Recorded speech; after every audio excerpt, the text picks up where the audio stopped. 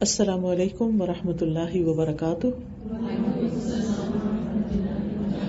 کیا حال ہے سب کا؟ الحمدللہ، نحمده ونصلی علی رسولہ الکریم، اما بعد، فاعوذ باللہ من الشیطان الرجیم، بسم اللہ الرحمن الرحیم، رب اشرح لی صدری ویسر لی امری واحلل عقدۃ من لسانی یفقہوا قولی۔ اللہ سبحانہ و تعالیٰ نے ہمیں پیدا کیا اور ہمیں بتا دیا کہ یہ زندگی جو میں نے تمہیں دی ہے یہ اس لیے ہے کہ تمہارا امتحان لے کے دیکھا جائے کہ تم میں سے کون اچھے کام کرتا ہے، کس کا عمل اچھا ہے۔ تبارک الذی بیدہ الملک وہو علی کل شیء قدیر الذی خلق الموت والحیاۃ لیبلوکم ایکم احسن عملا۔ تو یہ جو ابتلا ہے، یہ جو امتحان ہے، یہ جو آزمائش ہے، وہ ہم میں سے ہر ایک پر ہے، کسی نہ کسی شکل میں۔ کوئی ایک انسان بھی اس سے خالی نہیں۔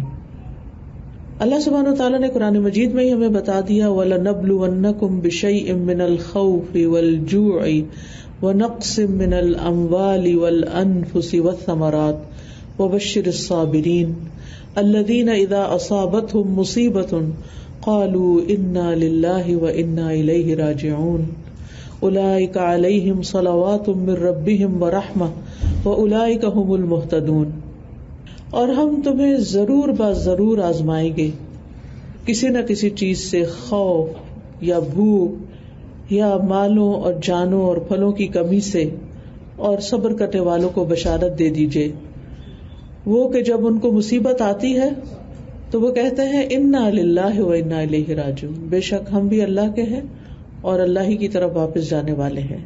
یعنی کوئی چیز ان کے ہاتھ سے جاتی ہے تو وہ فوراً یاد کرتے ہیں کہ چیز چلی گئی، ہم نے بھی تو جانا ہے، کسی نے بھی یہاں ہمیشہ نہیں رہنا۔ تو اللہ تعالیٰ ان کا دل تھام لیتا ہے۔ اولئک علیہم صلوات من ربہم، ایسے لوگوں پر رب کی رحمتیں آتی ہیں، ورحمہ اور رحمت، نوازشیں ہے رب کی اور رحمت ہے رب کی، وَأُولَئِكَ هُمُ الْمُهْتَدُونَ، اور یہی لوگ ہدایت یافتہ ہیں۔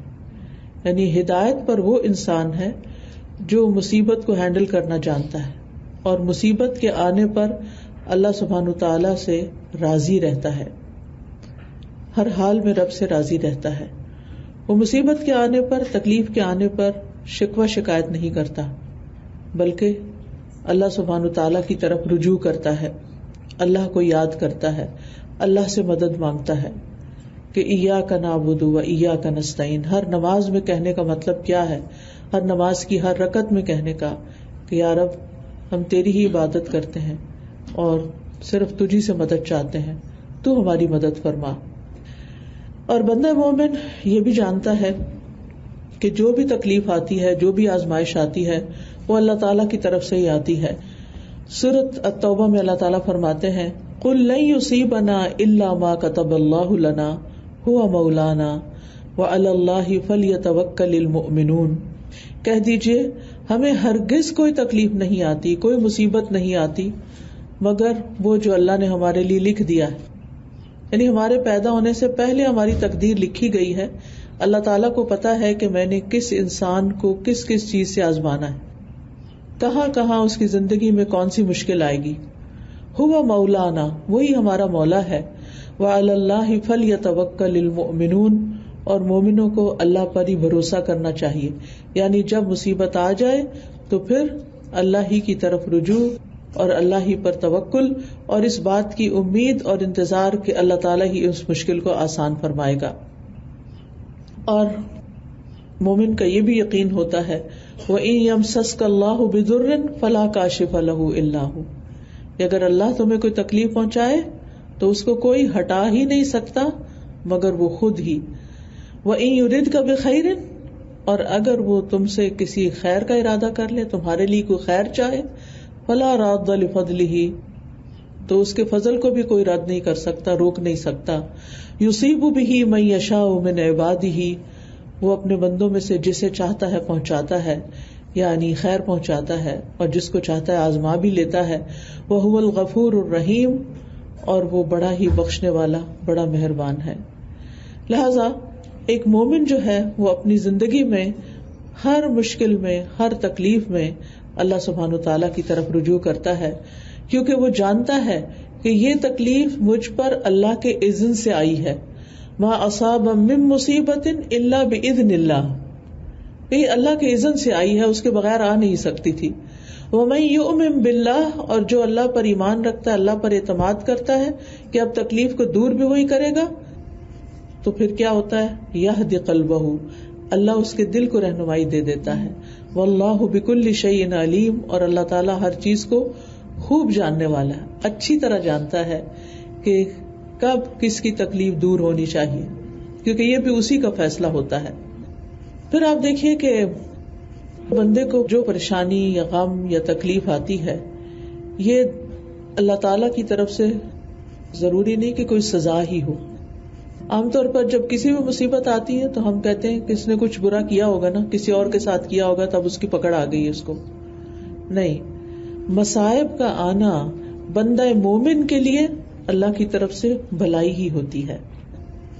ابو ہریرہ رضی اللہ عنہ کہتے ہیں کہ رسول اللہ صلی اللہ علیہ وسلم نے فرمایا، من یرد اللہ بہ خیرا یصب منہ، جس کے ساتھ اللہ خیر و برکت کا ارادہ کرتا ہے اسے مصائب اور آلام میں مبتلا کر دیتا ہے، اسے کسی تکلیف میں مبتلا کر دیتا ہے. اور یہ بندے کے ساتھ اللہ کا بھلائی کا ارادہ ہوتا ہے، کیونکہ اس مشکل کی بھٹی میں ڈال کر اللہ تعالیٰ بندے کو اپنے لیے خالص کر لیتا ہے. جب تک کوئی تکلیف نہیں آتی تو انسان خوشحالی میں کبھی اپنے مال و دولت پر اعتماد کرتا ہے، کبھی اپنے بہن بھائیوں پر، کبھی ماں باپ پر، کبھی بچوں پر، کبھی کسی عہدے پر، یعنی دنیا کی چیزوں کی طرف انسان دیکھتا رہتا ہے کہ میں نے اپنا فیوچر سیکیور کر لیا ہے، میرے پاس یہ اور یہ ہے تو میرے لیے کوئی مشکل نہیں ہے. لیکن جب ان سب چیزوں کے ہوتے ہوئے انسان پر مشکل آ جاتی ہے اور پھر انسان دیکھتا ہے کہ تکلیف میں اپنے بھی ساتھ چھوڑ جاتے ہیں.